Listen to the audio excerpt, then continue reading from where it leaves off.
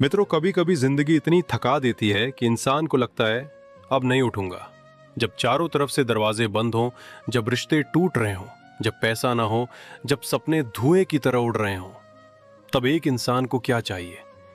किसी का हाथ, किसी की आवाज जो कहे मैं यहां हूं। गणेश जी वही हाथ हैं, वही आवाज है। वे हमारे देवता नहीं, हमारे साथी हैं। हमारे माँ बाप की तरह, हमारे सबसे पुराने दोस्त की तरह, जो बिना शर्त के प्यार करते हैं। ये कथा एक कहानी नहीं है, ये कई कहानियों का संगम है। इसमें आपको मिलेगा एक टूटा हुआ किसान जो अपनी जमीन बचाना चाहता है, एक बेटी जो अपनी माँ की दवा के लिए रोती है, एक व्यापारी जो दिवालिया होने के कगार पर है, एक माँ जो अपने बच्चे की परीक्षा के लिए गणेश जी से मांगती है, और एक बुजुर्ग जो मृत्यु के करीब पहुंचकर भी श्रद्धा नहीं छोड़ता। ये सब एक ही दिन बुधवार को एक ही मंदिर में मिलते हैं और गणेश जी सबकी सुनते हैं। आइए उस अद्भुत यात्रा पर चलते हैं। राजस्थान के एक छोटे से गांव रामपुरा में भोर का सूरज अभी निकला ही था। आसमान नारंगी और गुलाबी रंगों से सजा था। खेतों में ओस की बूंदें चमक रही थी। मोरों की आवाज दूर से आ रही थी। किसी के घर में चाय का धुआं उठ रहा था, लेकिन रामलाल के घर में कोई चाय नहीं बन रही थी। रामलाल 50 साल का एक किसान अपनी टूटी खाट पर बैठा था। आंखें लाल थी, रात भर नींद नहीं आई थी। हाथ में एक कागज था, बैंक का नोटिस, 3 लाख रुपए का कर्ज। अगर 15 दिन में न चुकाया तो जमीन नीलाम। वो जमीन जो उसके दादा ने जोती थी, जो उसके बाप ने सींची थी, जिस पर रामलाल ने अपना पूरा जीवन लगाया था। रामलाल का मन भारी था, हाथ कांप रहे थे। उसने कागज को मेज पर रखा, आंखें बंद की और मन ही मन बोला, हे गणेश महाराज, अब तुम ही हो। इस टूटे किसान के पास और कोई नहीं। उसकी बेटी सुमन 16 साल की दरवाजे की ओट से देख रही थी। उसकी आंखों में आंसू थे। वो बाप को कुछ कह नहीं पा रही थी, पर मन में एक संकल्प था, आज बुधवार है, मैं गणेश मंदिर जाऊंगी। मंदिर का रास्ता गांव के बाहर एक पुराना गणेश मंदिर था, सफेद पत्थर का, लाल झंडे से सजा। कहते थे 100 साल पुराना है। लोगों का विश्वास था कि यहां जो मांगा जाए गणपति सुनते जरूर है। सुमन नंगे पांव चल पड़ी। रास्ते में पत्थर थे, कांटे थे, पर उसने परवाह नहीं की। उसके हाथ में एक पुरानी चुनरी थी जो उसकी मां की थी, मां जो 2 साल पहले गुजर गई थी। सुमन ने वो चुनरी गणेश जी को चढ़ाने का संकल्प किया था। मंदिर के पास पहुंची तो वहां पहले से कुछ लोग थे। एक बुजुर्ग औरत, शायद 70 साल की, थरथराते हाथों से दीपक जला रही थी। एक युवक शहर से आया लगता था, जीन्स और शर्ट में, पर आंखें भीगी थीं। एक व्यापारी, मोटे शरीर वाला, पसीने में भीगा, घुटनों के बल बैठा था। और एक नन्ही बच्ची 5-6 साल की, जो गणेश जी की मूर्ति के सामने हाथ जोड़कर खड़ी थी और बड़बड़ा रही थी। सुमन ने सोचा, इन सबकी भी कोई पीड़ा है, इन सबने भी गणेश जी से कुछ मांगना है। तभी मंदिर के पुजारी ने शंख बजाया। शंखस्य नादः सर्वत्र विघ्नानाशाय कल्पते, गणपते प्रसादेन मंगलम जायते सदा। उस शंख की आवाज में कुछ जादू था। जैसे ही वो आवाज गूंजी, सबके कंधे थोड़े हल्के हो गए, सबकी आंखें बंद हो गईं। सब अपनी अपनी दुनिया से निकलकर गणेश जी की दुनिया में पहुंच गए। पुजारी जी ने पूजा शुरू की। उन्होंने सबसे पहले गणेश जी के जन्म की कथा सुनानी शुरू की। वो कथा जो हर बार नई लगती है, हर बार दिल को छूती है। बहुत समय पहले की बात है, पुजारी जी बोले, जब मां पार्वती कैलाश पर्वत पर अकेली रहती थी। भगवान शिव तो वैरागी थे, कभी ध्यान में, कभी भ्रमण पर। मां पार्वती अपना समय तपस्या और सेवा में बिताती थी। एक दिन मां पार्वती स्नान करने जा रही थी।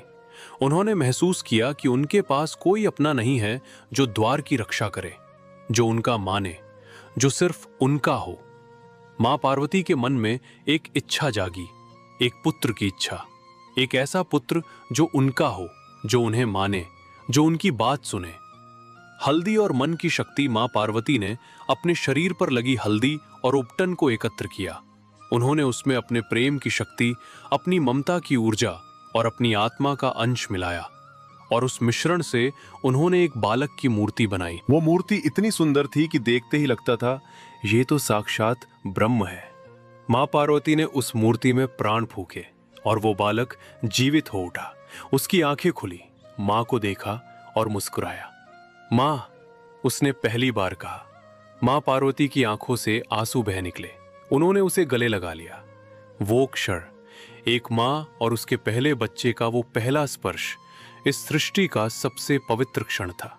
जब एक मां अपने बच्चे को पहली बार छूती है तो उस स्पर्श में समस्त देवताओं के आशीर्वाद की शक्ति होती है।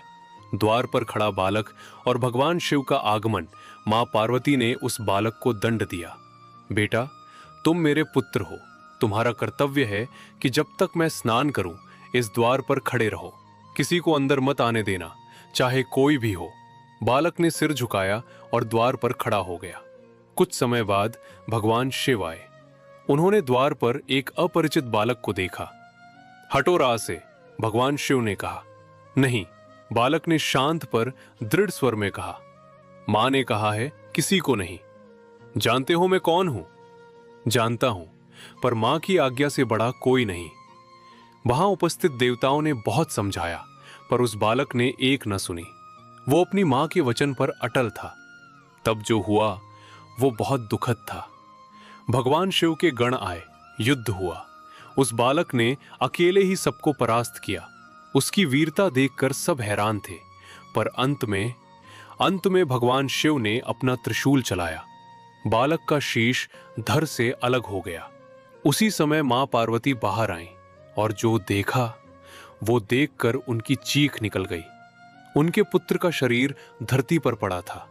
मां पार्वती का क्रोध, एक मां का क्रोध, इतना भयंकर था कि तीनों लोक कांप उठे। देवता छिप गए, पर्वत हिल गए, सूरज डूब गया। मेरा पुत्र, मेरा पुत्र! मां पार्वती रो रही थी। भगवान शिव को भी अपनी भूल का एहसास हुआ। वे द्रवित हो गए। एक मां की जीत।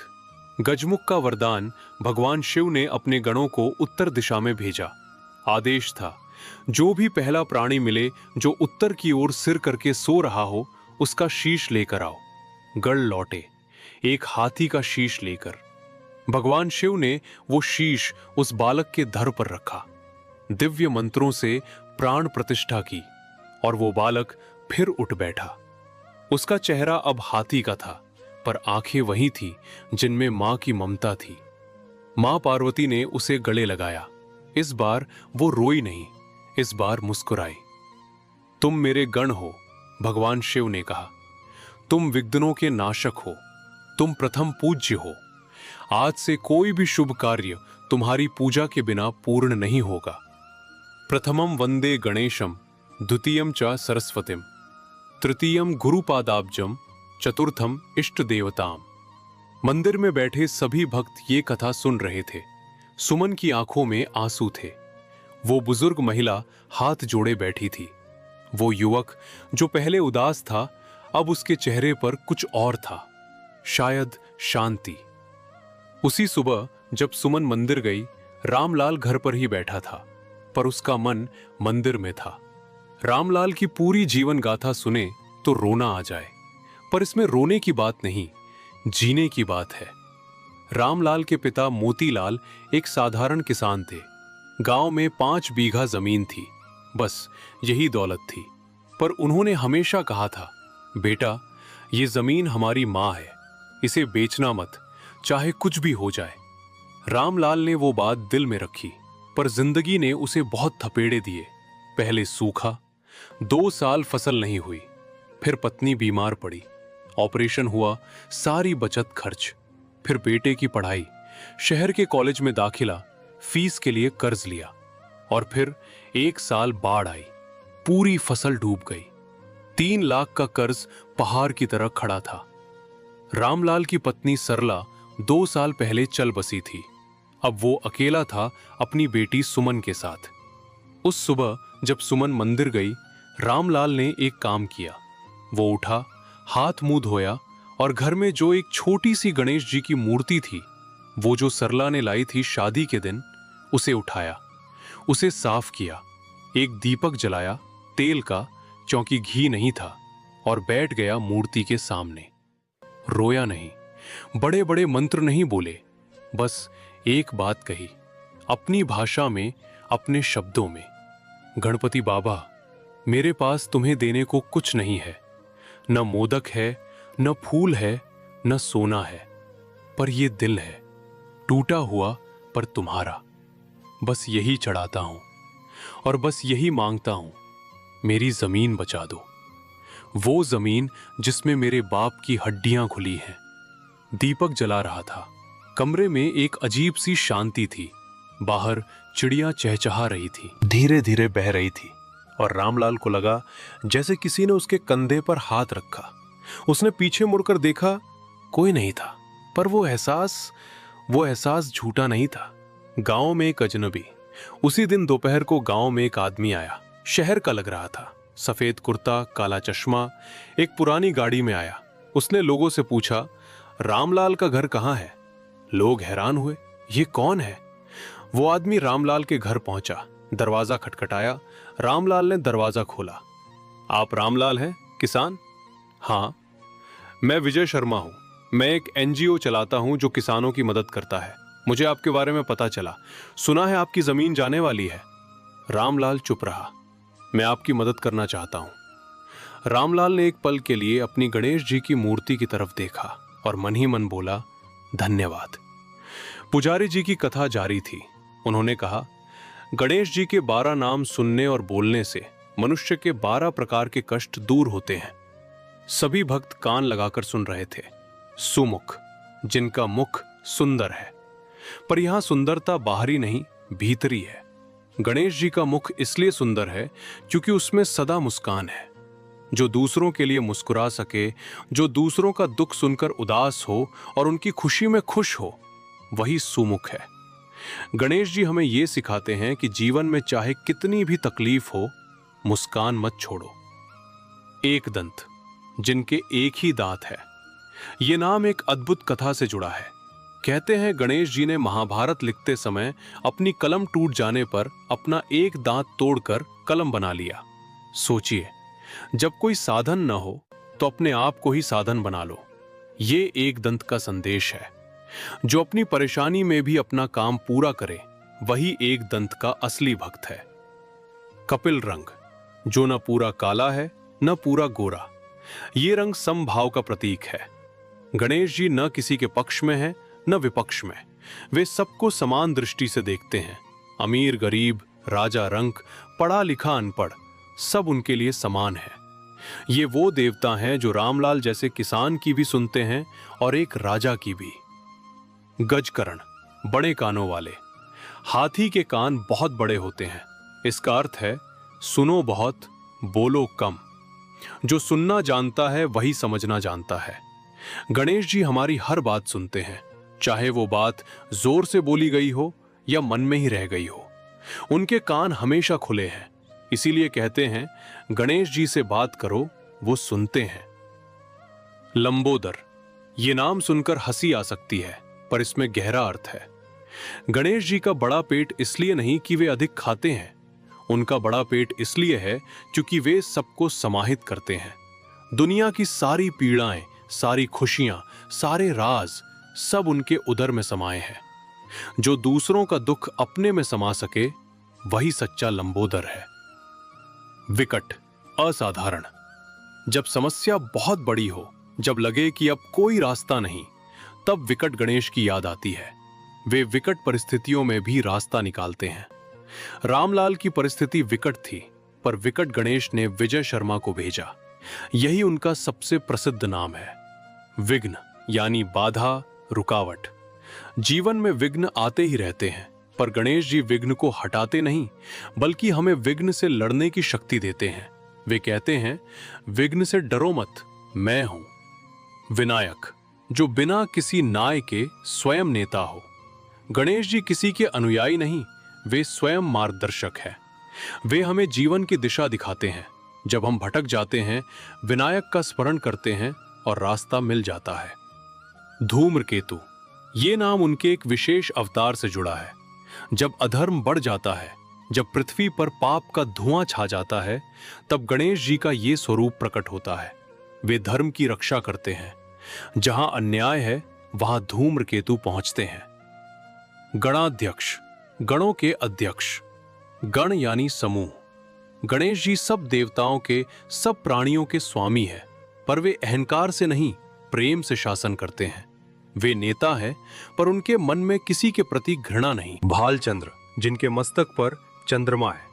चंद्रमा शीतलता का प्रतीक है। जब जीवन में ताप अधिक हो, जब मन जल रहा हो, तब भालचंद्र गणेश की आराधना करो। उनका स्मरण मन को शीतल करता है। गजानन, ये उनका सबसे प्रिय नाम है। गज यानी हाथी, जो शक्ति, बुद्धि और विनम्रता का प्रतीक है। हाथी सबसे बड़ा होते हुए भी सबसे विनम्र है। वो कभी अकारण हमला नहीं करता। गणेश जी भी ऐसे ही है, शक्तिशाली पर करुणामय। पुजारी जी ने कहा, जो इन 12 नामों को प्रतिदिन बुधवार को पढ़ता है या सुनता है, उसके जीवन के 12 प्रकार के संकट दूर होते हैं। रोग, कर्ज, शत्रु, भय, दुख, अशांति, दरिद्रता, विवाद, अज्ञान, क्रोध, लोभ और मोह। मंदिर में सुमन बैठी थी, पुजारी जी की कथा सुन रही थी, पर उसका दिल कहीं और था। वो सोच रही थी अपनी माँ के बारे में। सरला, सुमन की माँ, बहुत हंसती थी हमेशा। घर में चाहे कुछ भी हो, पैसे न हो, परेशानी हो, माँ की हंसी बंद नहीं होती थी। वो कहती थी, हंसने से थकान मिटती है, रोने से समस्या नहीं। माँ को गणेश जी से बहुत प्यार था। हर बुधवार को माँ उठती थी, नहाती थी, लाल साड़ी पहनती थी और गणेश मंदिर जाती थी। बारिश हो, धूप हो, ठंड हो, माँ कभी नहीं चूकती थी। सुमन छोटी थी तब, माँ के साथ जाती थी, माँ के साथ प्रसाद खाती थी, माँ के साथ घर लौटती थी। फिर माँ बीमार पड़ी, कैंसर। उस शब्द ने पूरे घर को हिला दिया। रामलाल ने कर्ज लिया, इलाज कराया। माँ ने भी बहुत लड़ी, पर 1.5 साल बाद माँ चली गई। जाने से पहले माँ ने सुमन का हाथ पकड़ा था और कहा था, बेटा, हर बुधवार को गणेश जी के पास जाना, मेरी तरफ से भी प्रणाम करना, और एक बात याद रखना, गणेश जी कभी नहीं छोड़ते, चाहे दुनिया छोड़ दे। सुमन ने माँ की वो बात दिल में उतार ली थी। तब से सुमन हर बुधवार मंदिर आती है। आज भी आई थी, माँ की चुनरी लेकर। सुमन की प्रार्थना जब पूजा खत्म हुई और प्रसाद बंटने लगा, सुमन गणेश जी की मूर्ति के सामने खड़ी हुई। उसने चुनरी चढ़ाई, आंखें बंद की और कहा, गणेश बाबा, माँ ने कहा था आप कभी नहीं छोड़ते, मैं मानती हूं, पर बाबा, पापा बहुत परेशान हैं। उनकी जमीन जा रही है। वो रात को सोते नहीं, दिन को खाते नहीं। उनकी आंखों में जो दर्द है, वो मुझसे देखा नहीं जाता। बाबा, मुझे कुछ नहीं चाहिए, बस मेरे पापा को बचा लो। सुमन की आंखों से एक आंसू निकला और उसी समय मंदिर में हवा चली, दीपक कांपा, फूल हिले, घंटी अपने आप बज उठी। पुजारी जी ने कहा, जब घंटी अपने आप बजे तो समझो गणेश जी ने सुन लिया। सुमन ने आंखें खोली, मूर्ति की तरफ देखा। उसे लगा गणेश जी मुस्कुरा रहे हैं। पुजारी जी ने अब पूजा विधि समझाई। उन्होंने कहा, गणेश पूजा में विधि उतनी जरूरी नहीं जितनी भावना, पर विधि जानने से पूजा और पवित्र हो जाती है। पूजा की तैयारी, संकल्प उठ से शुरुआत। बुधवार को ब्रह्म मुहूर्त में, यानी सूर्य उदय से पहले उठें, स्नान करें, स्वच्छ वस्त्र पहने, पूजा स्थल को साफ करें, गणेश जी की मूर्ति या चित्र स्थापित करें। सबसे पहले संकल्प लें। मन में ये विचार करें कि मैं आज श्री गणेश जी की पूजा अपने और अपने परिवार के कल्याण के लिए कर रहा हूं। षोडशोपचार पूजा, 16 चरणों की पूजा। 1, आवाहन। हे गणेश जी, आज मेरे इस पूजा स्थल में पधारे, हाथ जोड़कर निमंत्रण दे। 2, आसन। गणेश जी को बैठने के लिए आसन दे, लाल कपड़ा या कुश का आसन। 3, पाद्य। पांव धोने के लिए जल चढ़ाए। 4, अर्घ्य। हाथ धोने के लिए जल दे। 5, आचमन। पीने के लिए शुद्ध जल। 6, स्नान। पंचामृत से स्नान कराए, दूध, दही, घी, शहद, चीनी। 7, वस्त्र। लाल या पीले रंग का वस्त्र। 8, यज्ञोपवीत, जनेऊ चढ़ाए। 9, चंदन। चंदन का तिलक। 10 पुष्प, लाल फूल, दूब, बेलपत्र। 11 धूप, अगरबत्ती या धूप बत्ती। 12 दीप, घी का दीपक। 13 नैवेद्य, मोदक, लड्डू, फल। गणेश जी को मोदक अत्यंत प्रिय है। 14 तांबूल, पान, सुपारी।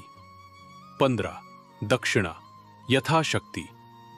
16 प्रदक्षिणा और नमस्कार, 3 बार परिक्रमा और साष्टांग प्रणाम। विशेष मंत्र, बुधवार पूजा के लिए ओम गम गणपते नमः, श्रीं गम सौम्याय गणपते वर वरद सर्वजनम में वशमानय स्वाहा। ये मंत्र 21 बार, 108 बार या यथासंभव जपें।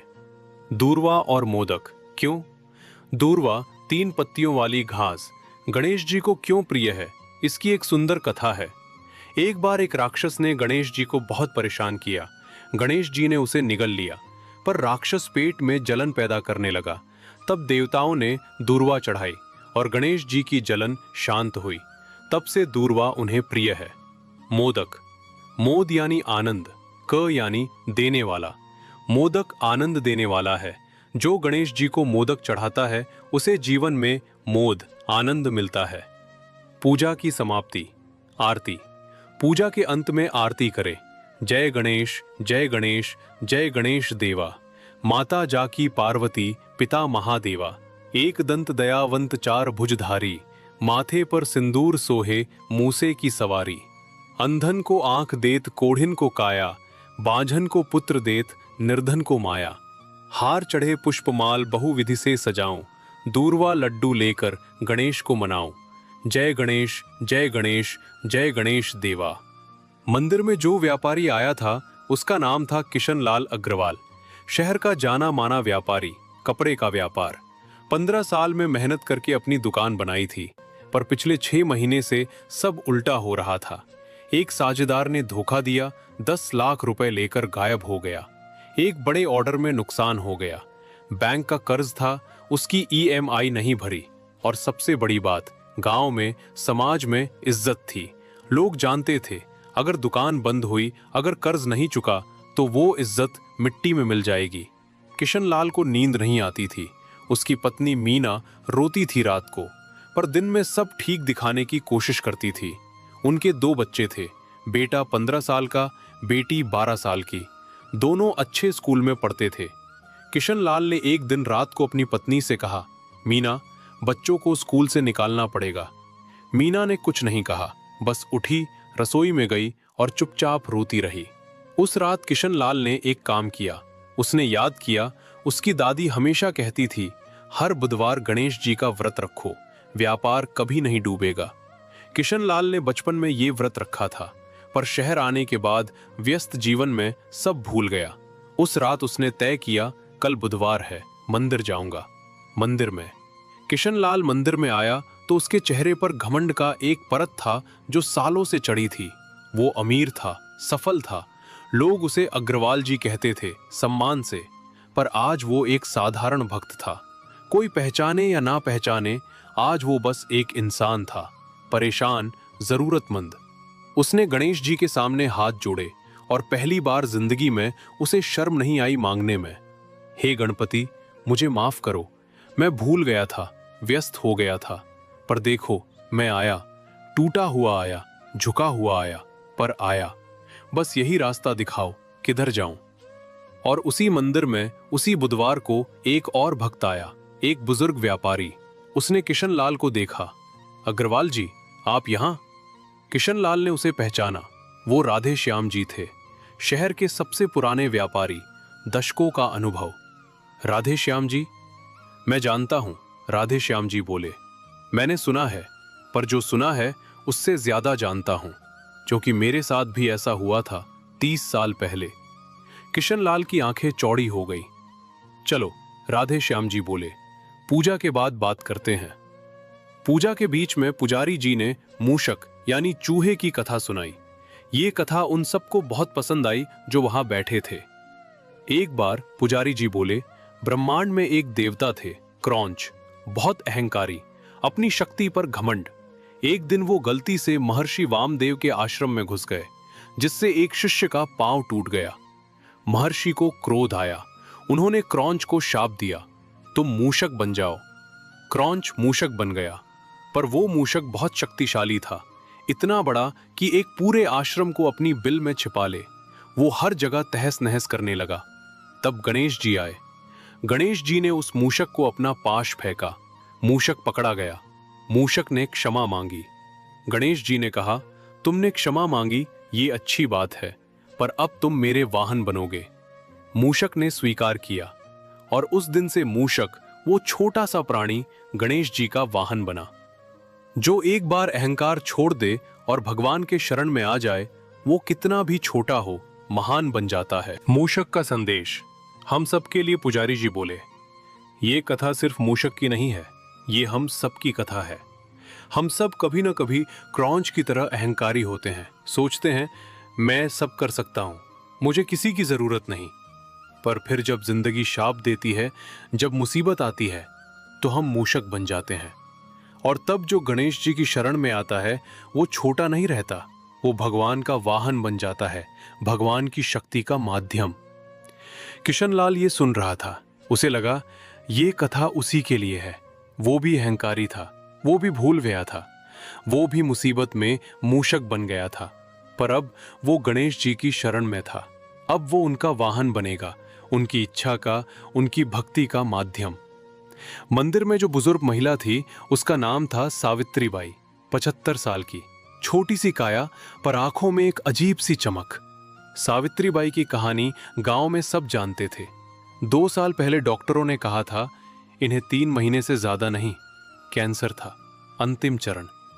सावित्री बाई का बेटा रमेश रो पड़ा था। बहू ने दिल थाम लिया था। नाती पोते घबरा गए थे। पर सावित्री बाई ने क्या किया?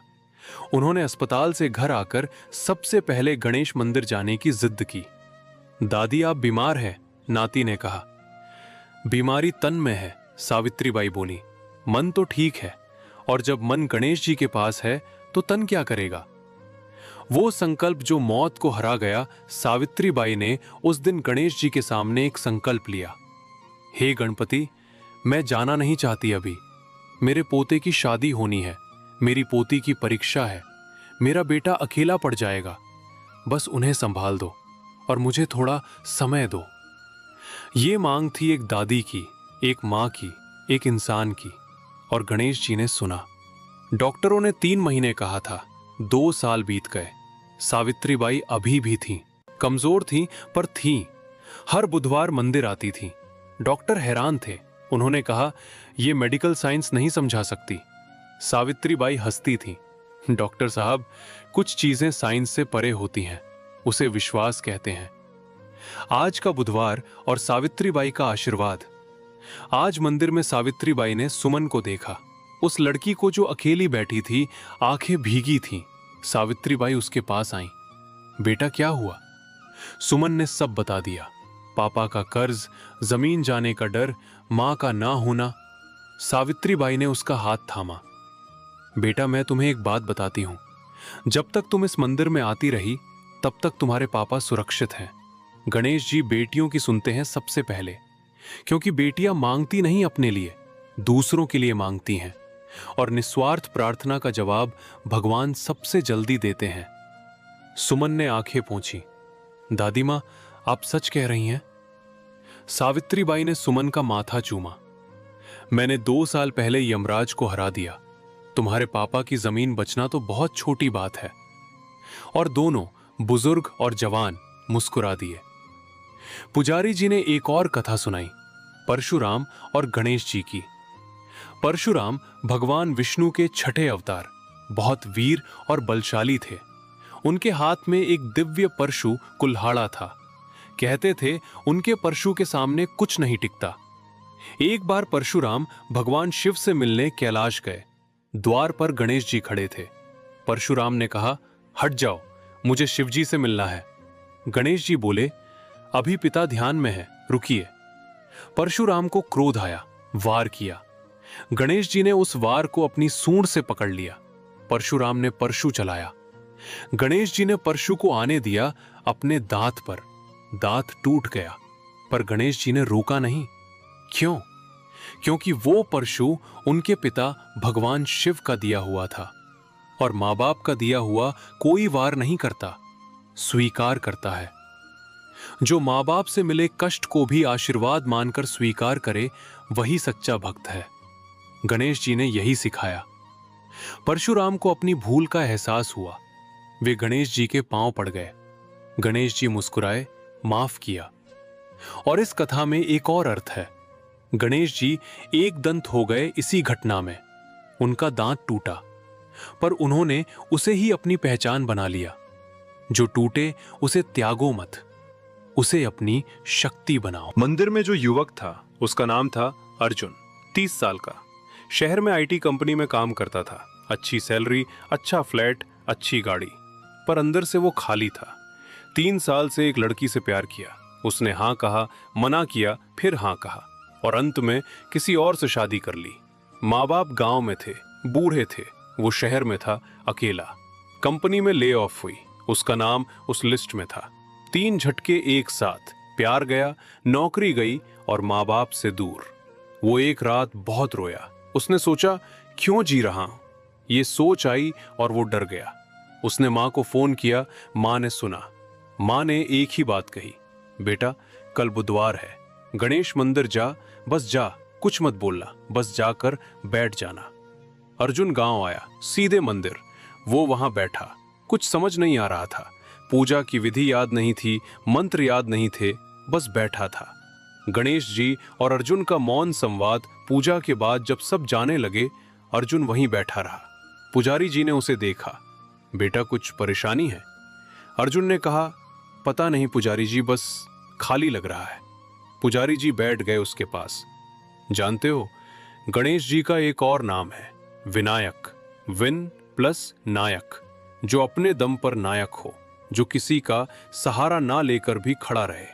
पर आप जो महसूस कर रहे हो, ये खालीपन, ये बुरी बात नहीं है। ये तो नई शुरुआत का संकेत है। जब एक कमरा खाली होता है, तभी उसमें नई चीजें आ सकती हैं। अर्जुन ने गणेश जी की मूर्ति की तरफ देखा और उसे लगा, गणेश जी कह रहे हैं, अर्जुन तू खाली नहीं है, तू तैयार है। उस दिन मंदिर से निकलते वक्त अर्जुन के कदम थोड़े हल्के थे। पुजारी जी ने पूजा के बाद एक प्रवचन दिया। उन्होंने कहा, गणेश जी की भक्ति से 8 सिद्धियां और 9 निधियां प्राप्त होती हैं। आइए समझें ये क्या है। अष्ट सिद्धियां। 1, अणिमा, सूक्ष्म होने की शक्ति, यानी हर समस्या की जड़ तक पहुंचने की बुद्धि। 2, महिमा, विशाल होने की शक्ति, यानी बड़े सपने देखना और उन्हें पूरा करना। 3, गरिमा, भारी होने की शक्ति, यानी जीवन में गंभीरता और स्थिरता। 4, लघिमा, हल्के होने की शक्ति, यानी मन की शांति, बोझ से मुक्ति। 5, प्राप्ति, जो चाहो पाने की शक्ति, यानी इच्छाओं की पूर्ति। 6, प्राकाम्य, इच्छा शक्ति, यानी जो ठान लो वो करने की क्षमता। 7, ईशित्व, नेतृत्व की शक्ति, यानी दूसरों को सही दिशा में ले जाने की क्षमता।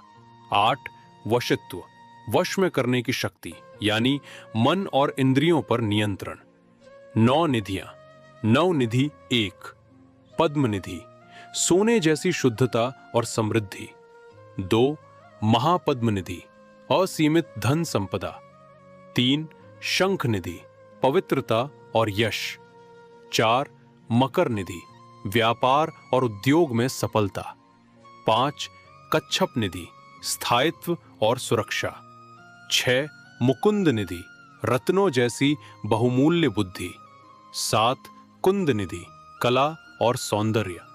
8, नील निधि, आसमान जैसी असीमित संभावनाएं। 9, खर्व निधि, वीरता और साहस। जो सच्चे मन से गणेश जी की उपासना करता है, उसे इन 9 निधियों की कमी कभी नहीं होती। पर ये निधियां केवल धन नहीं है, ये जीवन की संपूर्णता है। मंदिर में जो नन्ही बच्ची थी, उसका नाम था रिया।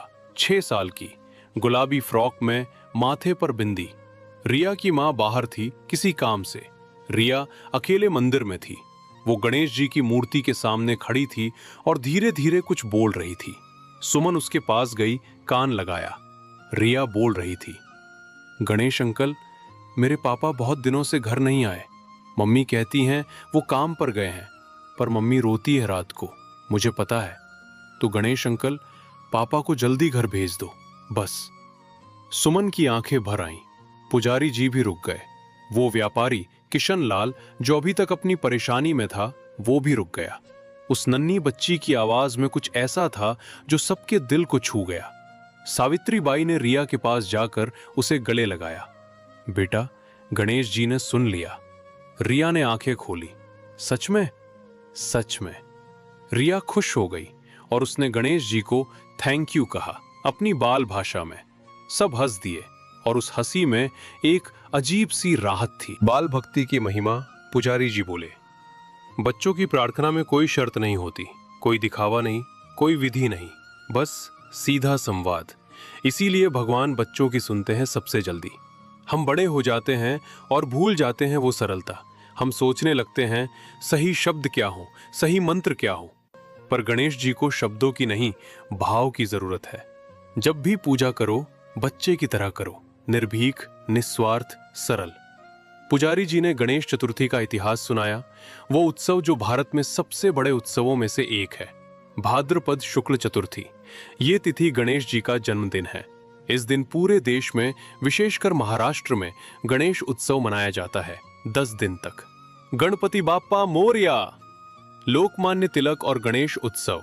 लोकमान्य बाल गंगाधर तिलक, महान स्वतंत्रता सेनानी, ने गणेश उत्सव को एक सार्वजनिक उत्सव के रूप में स्थापित किया। उन्होंने देखा कि अंग्रेजी राज में लोग एकजुट नहीं हो पा रहे। उन्होंने सोचा, गणेश जी सबके हैं, गणेश उत्सव में सब एक साथ आएंगे। और ये सच हुआ। गणेश उत्सव एक धार्मिक उत्सव से बढ़कर एक राष्ट्रीय उत्सव बन गया। इसमें सामाजिक एकता थी, सांस्कृतिक विरासत थी और स्वतंत्रता की चाहत थी। तिलक जी ने कहा था, गणेश जी का उत्सव हमारी संस्कृति की नींव है। ये नींव मजबूत रहेगी तो देश मजबूत रहेगा। मुंबई का गणेश उत्सव। मुंबई में हर साल गणेश चतुर्थी का उत्सव अद्वितीय होता है। लाखों लोग, सैकड़ों मंडल, विशाल मूर्तियां, रोशनी, संगीत, भजन। 10 दिन तक ये शहर एक अलग दुनिया में जीता है। अनंत चतुर्दशी को 10वें दिन गणपति विसर्जन होता है। लाखों लोग समुद्र के किनारे आते हैं। गणपति बाप्पा मोरया, पुड्ल्या वर्षी लवकर या, अगले साल जल्दी आना, ये पुकार हवा में गूंजती है। और हर साल गणेश जी आते हैं क्योंकि भक्त बुलाते हैं।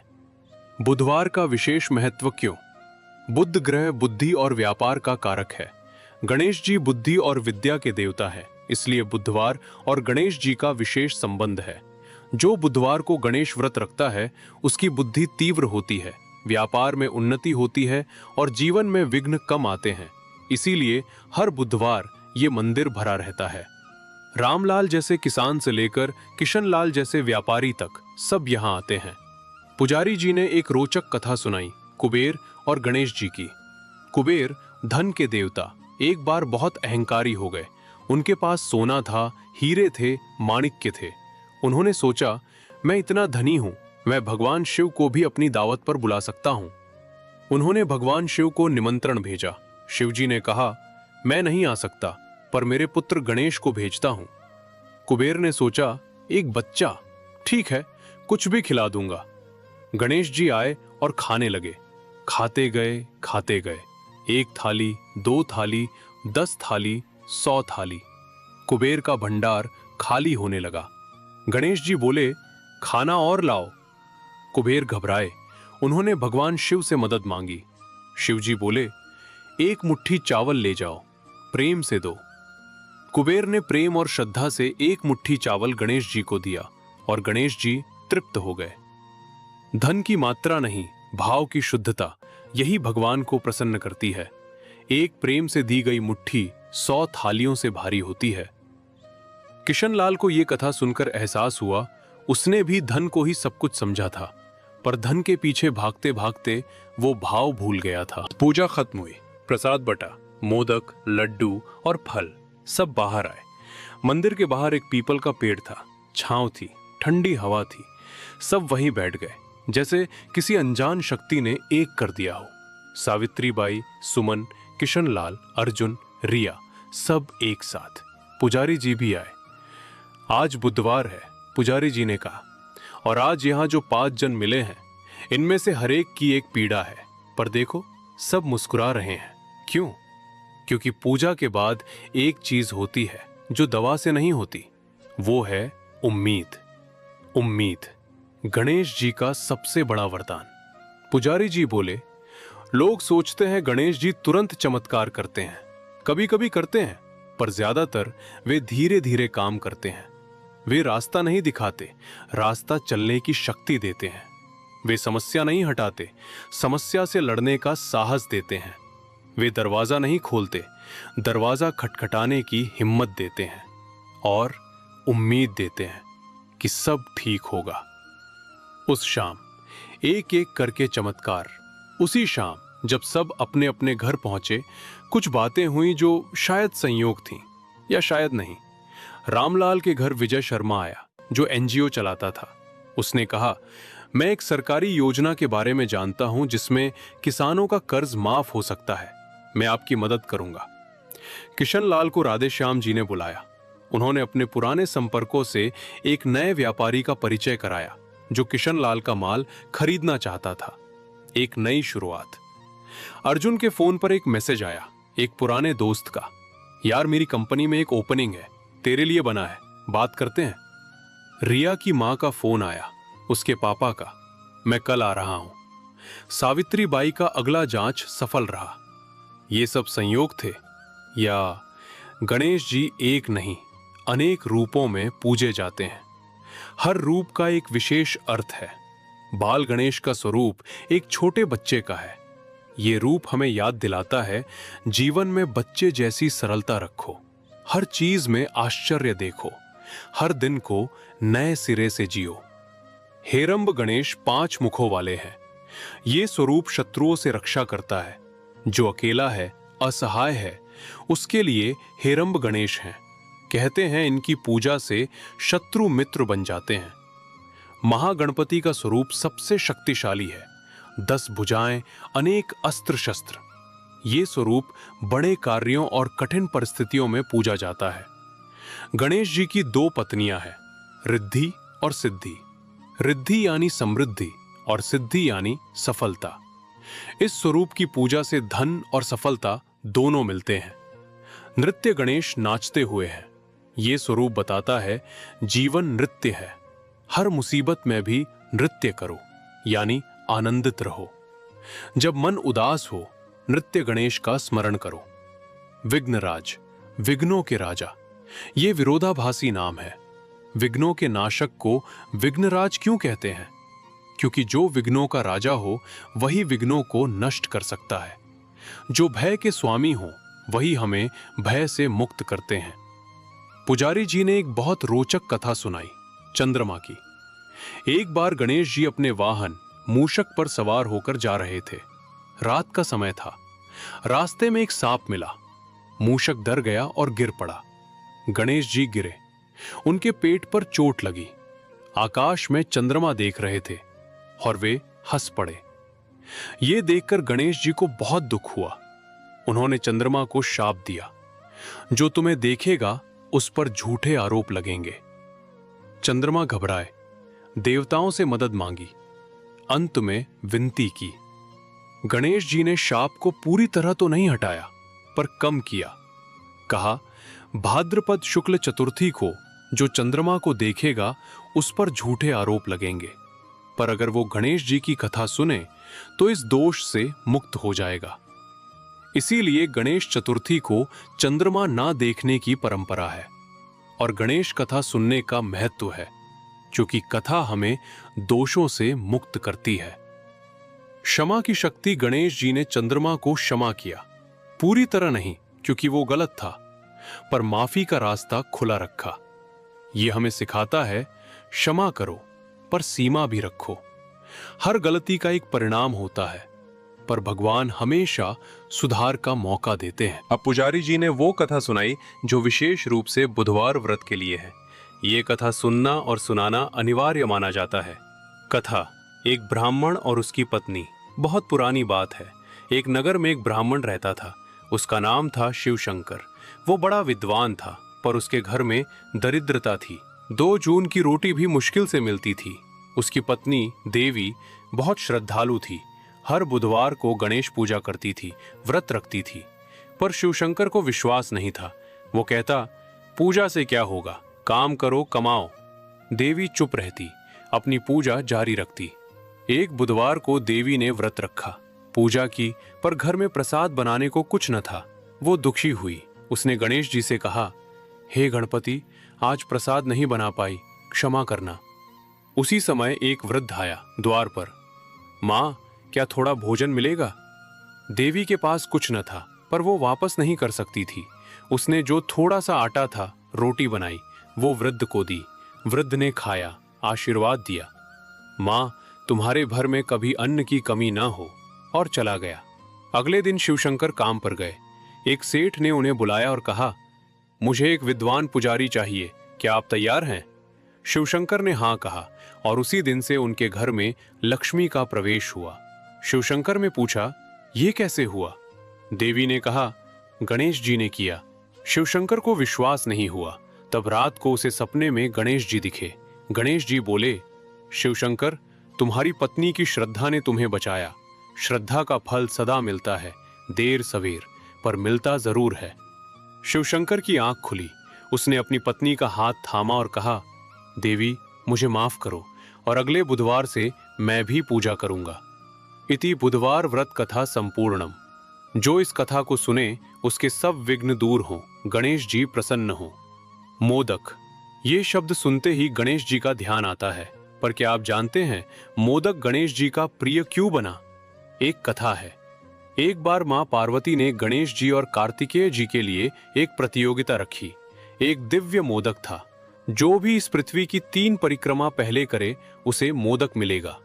कार्तिकेय जी अपने वाहन मोर पर सवार होकर तुरंत निकल गए, तेजी से। गणेश जी के पास मूषक था, चूहा, उससे 3 परिक्रमा। पर गणेश जी मुस्कुराए। वो उठे, अपने माँ पिता पार्वती के पास आए और उनके चारों ओर 3 बार परिक्रमा की। फिर बोले, माँ, पिताजी, आप ही मेरी संपूर्ण पृथ्वी हो। माँ बाप की परिक्रमा से बड़ी कोई परिक्रमा नहीं। माँ पार्वती की आंखें भर आई। उन्होंने गणेश जी को मोदक दिया और कहा, बेटा, जो अपने माँ बाप में दुनिया देखे उसे दुनिया मांगने की जरूरत नहीं पड़ती, वो सब कुछ पा लेता है। माँ बाप की सेवा ही सबसे बड़ी पूजा है। जो माँ बाप का आशीर्वाद पाता है वो गणेश जी का आशीर्वाद पा लेता है। अर्जुन, वो युवक, पूजा के बाद पुजारी जी से बात कर रहा था। पुजारी जी, आज के जमाने में क्या ये सब रेलेवेंट है? मंत्र, पूजा, कथा, इन सब का क्या फायदा? पुजारी जी मुस्कुराए। उन्हें पता था ये सवाल अर्जुन का नहीं, उस पूरी पीढ़ी का था जो कंफ्यूज्ड है। बेटा, मुझे एक बात बताओ, जब तुम बहुत परेशान होते हो तो क्या करते हो? माँ को फोन करता हूं। क्यों? क्योंकि माँ सुनती हैं, समझती हैं, और कुछ नहीं तो बस माँ की आवाज सुनकर अच्छा लगता है। यही गणेश पूजा है। गणेश जी हमारी माँ की तरह है। हम उन्हें फोन नहीं कर सकते, पर पूजा, मंत्र, कथा, यही हमारा उनसे कनेक्ट करने का तरीका है। जब हम मंत्र बोलते हैं हम उनसे बात करते हैं। जब हम दीपक जलाते हैं हम उन्हें याद करते हैं। जब हम कथा सुनते हैं हम उनकी बातें सुनते हैं।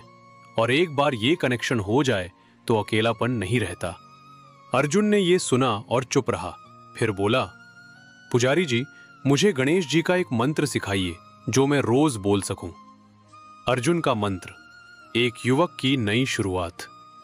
ओम एक दंताय विद्महे वक्रतुंडाय धीमहि तन्नो बुद्धि प्रचोदयात्। पुजारी जी ने कहा, यह गणेश गायत्री मंत्र है। इसे रोज सुबह उठकर 21 बार बोलो। मन शांत होगा, बुद्धि तेज होगी, रास्ता दिखेगा। अर्जुन ने वो मंत्र मन में उतारा और उसी दिन से उसने रोज सुबह वो मंत्र बोलना शुरू किया। पुजारी जी ने बताया, गणेश जी को 5 चीजें सबसे प्रिय है और हर चीज में एक गहरी शिक्षा छुपी है। दूर्वा, ये साधारण घास है जो हर जगह मिलती है। इसका अर्थ है गणेश जी साधारण भक्त की भी सुनते हैं। अमीर हो या गरीब, शहर का हो या गांव का, बस दूर्वा लाओ और श्रद्धा लाओ, बस। दूर्वा की 3 पत्तियां, तन, मन, आत्मा की पवित्रता का प्रतीक है। मोदक, मोद देने वाला। जो गणेश जी को मोदक चढ़ाए उसके जीवन में मोद, आनंद आता है। पर ये मोदक केवल मिठाई नहीं, ये हमारे मन की मिठास का प्रतीक है। लाल रंग ऊर्जा, साहस और प्रेम का प्रतीक है। गुड़हल, जावा पुष्प, गणेश जी को अत्यंत प्रिय है।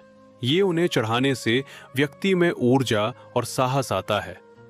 दूध, दही, घी, शहद, चीनी, ये पांचों अमृत है। इनसे गणेश जी का अभिषेक होता है।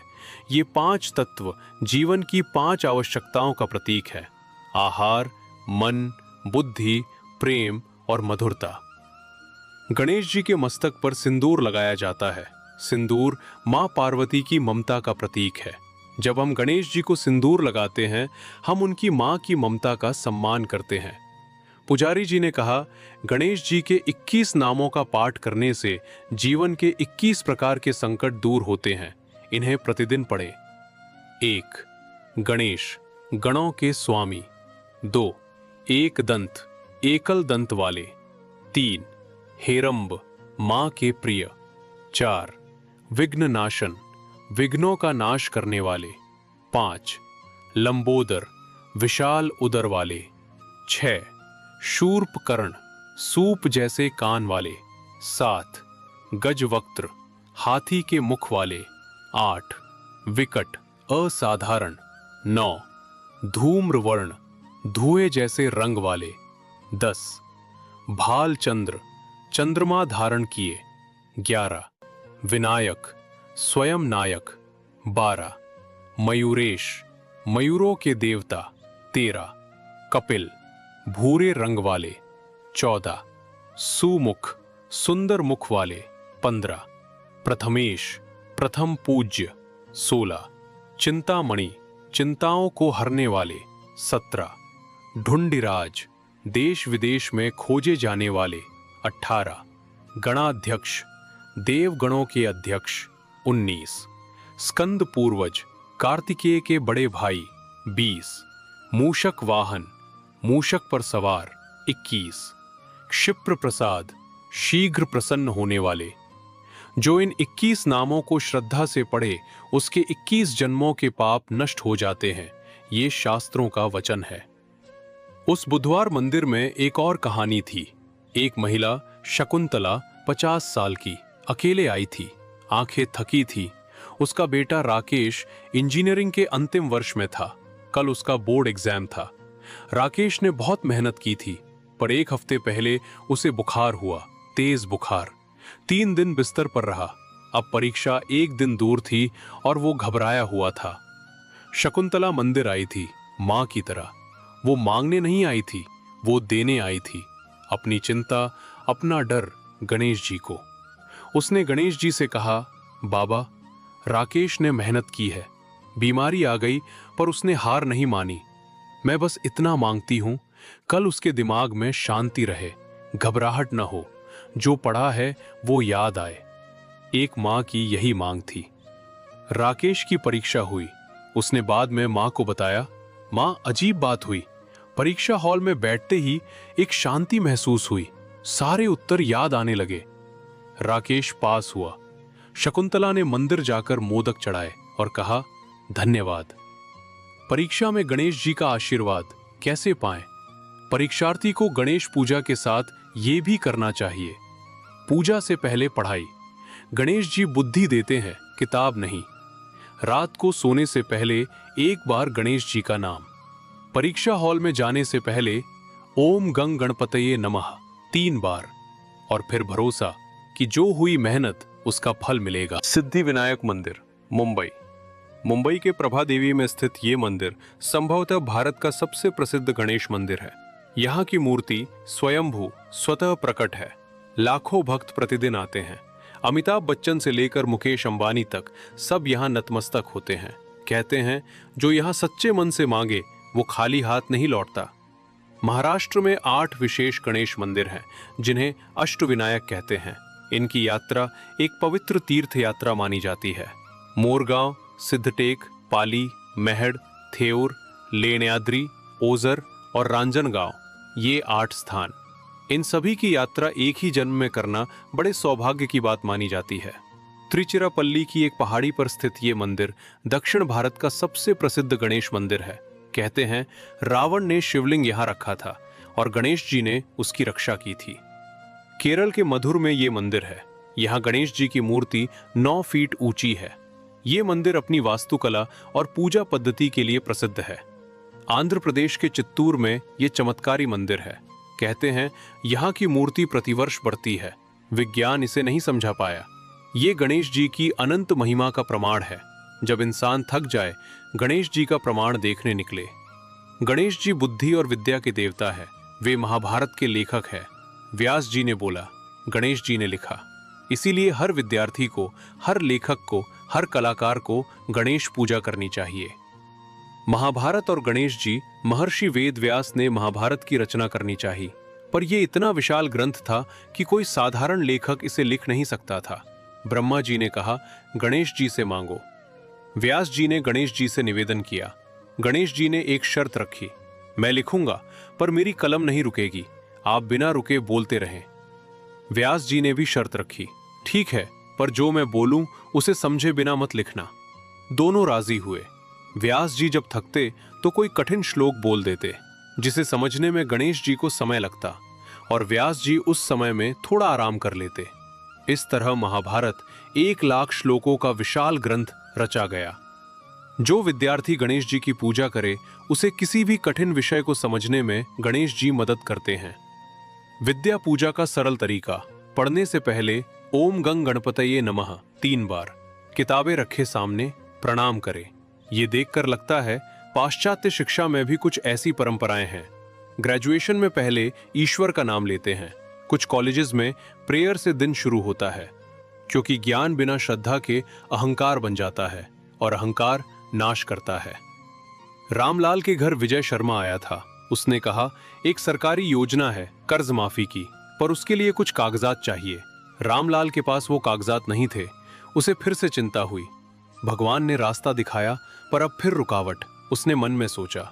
सुमन ने देखा पापा फिर परेशान हैं। उसने कहा, पापा हार मत मानो, गणेश जी ने रास्ता निकाला है, निकालेंगे। रामलाल ने बेटी की तरफ देखा। उसकी आंखों में वो जिद थी जो सरला की आंखों में होती थी। रामलाल को अचानक याद आया, सरला हमेशा कहती थी, जब गणेश जी परीक्षा ले तो समझो वो तुम्हारी श्रद्धा माप रहे हैं। रामलाल उठा। विजय भाई, कागजात के लिए कहां जाना होगा? तहसील में। चलते हैं। तहसील में एक मुश्किल और एक अप्रत्याशित मदद। तहसील में भीड़ थी। अफसर ने कहा, यह काम 10 दिन में होगा। रामलाल के पास 10 दिन नहीं थे। वो हताश होकर बाहर आया। तभी एक अधेड़ आदमी ने उसे देखा। भाई क्या हुआ, परेशान दिख रहे हो? रामलाल ने सब बताया। वो आदमी बोला, मेरा भाई यहां काम करता है, मैं बात करता हूं। आधे घंटे में कागजात मिल गए। रामलाल ने उस आदमी का नाम पूछा। उसने कहा, नाम की जरूरत नहीं, बस जाओ, काम हो जाएगा। और वो चला गया। रामलाल ने पीछे मुड़कर देखा। वो कहीं नहीं था। जैसे आया था वैसे ही गायब। रामलाल ने मन ही मन कहा, गणेश बाबा तुम। पुजारी जी ने अंत में संपूर्ण मंत्र संग्रह दिया। ओम गंग गणपतये नमः। यह सबसे सरल और सबसे शक्तिशाली मंत्र है। किसी भी समय कहीं भी बोला जा सकता है। ओम एकदंताय विद्महे वक्रतुंडाय धीमहि तन्नो बुद्धि प्रचोदयात्। ये बुद्धि और विवेक के लिए सर्वश्रेष्ठ मंत्र है। गणेश जी के 108 नाम, इन्हें पढ़ने से व्यक्ति की सभी मनोकामनाएं पूर्ण होती हैं। ओम श्रीं गंग सौम्याय गणपतये वरवरद सर्वजनम में वशमानय स्वाहा। ये मंत्र व्यापारियों के लिए। इसे बुधवार को 108 बार जपें। ओम क्षिप्र प्रसादाय नमः। क्षिप्र प्रसाद, शीघ्र प्रसन्न होने वाले। परीक्षा से पहले ये मंत्र। ओम वक्रतुंडाय हुम। जहां विवाह में रुकावट हो, जहां रिश्ते में अड़चन हो, वहां इस मंत्र का जप। ओम हरिद्रा गणपतये नमः। हरिद्रा गणपति, हल्दी से बने गणपति, स्वास्थ्य के रक्षक हैं। राधेश्याम जी ने किशन लाल से कहा था, पूजा के बाद बात करते हैं। दोनों मंदिर के बाहर पीपल की छांव में बैठे। राधेश्याम जी बोले, अग्रवाल जी, 30 साल पहले मेरे साथ भी यही हुआ था। मेरा भी साझेदार भागा था। मैं भी दिवालिया होने के कगार पर था। किशनलाल हैरान, आप? पर आज मैं जो हूं उसके पीछे वो मुसीबत है, और उस मुसीबत से गणेश जी ने निकाला। कैसे? उन्होंने मेरी आंखें खोली। मैं पहले सिर्फ मुनाफे के लिए सोचता था। गणेश जी ने सिखाया, पहले ग्राहक, पहले रिश्ते, पहले इज्जत। पैसा अपने आप आएगा। मैंने व्यापार का तरीका बदला, छोटे से शुरू किया पर ईमानदारी से, और धीरे धीरे। राधे श्याम जी ने आसमान की तरफ देखा। आज मेरा व्यापार मेरे बेटे और बेटी दोनों संभाल रहे हैं, और हर बुधवार को मैं यहां आता हूं धन्यवाद देने।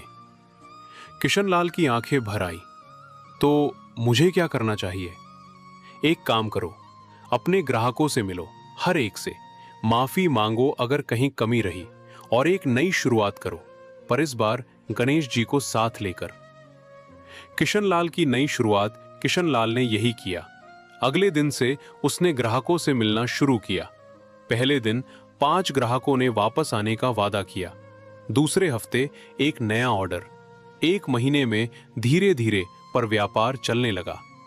किशनलाल ने हर बुधवार व्रत रखना शुरू किया, और हर बुधवार सुबह दुकान खोलने से पहले गणेश जी की मूर्ति के सामने हाथ जोड़कर कहता, बाबा, आज का दिन तुम्हारा है, मैं बस माध्यम हूं। वो बुधवार बीत गया। सूरज ढल रहा था। मंदिर में शाम की आरती हो रही थी। पुजारी जी ने थाली घुमाई, घंटियां बजी, धूप का धुआं उठा, और उस मंदिर में उस एक बुधवार में 5 जिंदगियां थोड़ी थोड़ी बदल गई।